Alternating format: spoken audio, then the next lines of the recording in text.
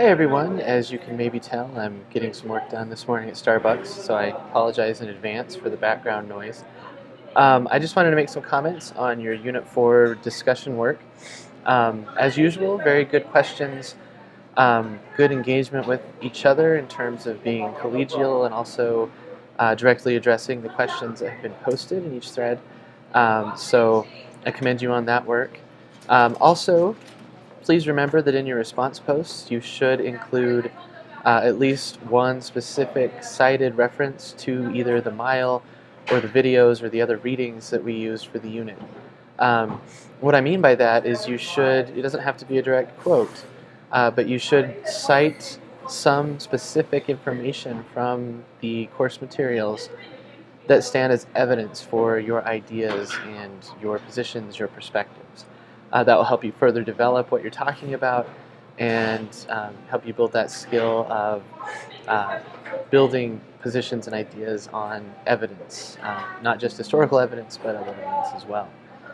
I haven't quite finished or at least giving feedback to each of you individually on the discussion board yet, but I'll be getting to that well before the end of today.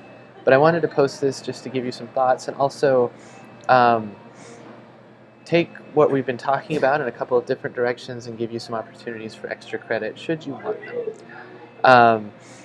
So one of the things that we talked about a lot was the story of Los Niños Héroes. And I know that that one is very powerful. I actually had the opportunity of visiting the monument in Chapultepec Park in 2012 when I was in Mexico City. Um, and interestingly, last April when I went to Nogales in Sonora on the border, I came upon a smaller version of the same monument, also dedicated to Los Niños Héroes, but thousands of miles away, or I should say hundreds of miles away, up here in the dusty border region. Um, and so I think that kind of shows us how far and wide that story has traveled throughout Mexico, why it's so important um, to people in Mexico. And I have to admit that I felt um, a very strange feeling of sort of, I don't know if it was conflict or just, it wasn't really guilt, but just a strange feeling looking at that monument at both times, because it was a monument to children who gave their lives defending their country against our country, against the United States in the US-Mexico War, the War of North American Invasion, as it's still referred to in Mexico.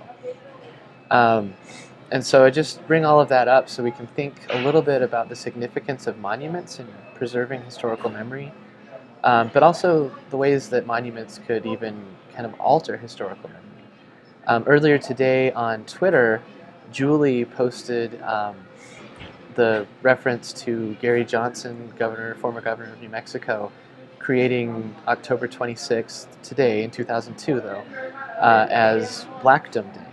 And so the town of Blackdom is something we'll be reading about in the next unit.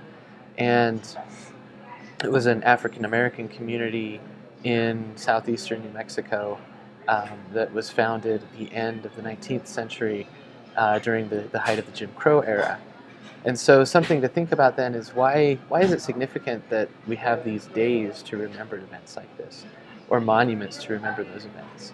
If that's something you'd like to write about, write a paragraph, have one specific reference to a reading or a video that we've used in class, you can post that as a reply to this in the discussion thread. And as usual, I'll post this as an announcement and in the discussion board. So reply to this and write your comments on that question of why monuments are significant. Be sure to use at least one point of specific evidence. As you can see, I've made some notes here about what you were writing about in your discussions. I'm also going to post a Polk era map. So it's an 1848 map that was created by the Polk administration. We're shifting gears now. We're thinking about how President Polk specifically, but also a lot of people in Washington, saw the West. So what were their goals in waging the U.S.-Mexico War, gaining the area that is today the Southwest, including California, Arizona, New Mexico, Texas, which came right before the war, Colorado, Utah, so on. What was their main goal in trying to get all of that territory? And how did New Mexico fit into their ideas, their plans? So take a look at the map and think about how the borders that were proposed there. So again, this was just a proposal by the Polk administration in 1848 of how the West should be organized. And respond to that map. So this is another avenue for extra credit. And I should point out all of these chances for extra credit, you can get up to 25 points for a well laid out paragraph that answers the question and that includes a piece of specific evidence. So again, going to the map, what does that say about how the Polk administration thought of expansion to the west? How did it think of New Mexico's place in that expansion?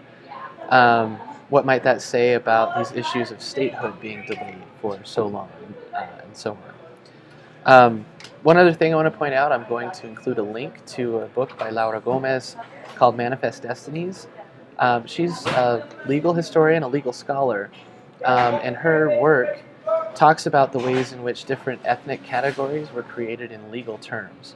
So something that I don't think we've really emphasized necessarily in our readings or the videos was that with the Treaty of Guadalupe Hidalgo, at least in legal terms, former Mexican citizens were treated as whites. So in terms of their legal status, in terms of being able to get citizenship, which again was promised in the treaty, they had to be considered as white because non-whites in the United States at that time didn't have any of those rights. They didn't have citizenship rights, for example.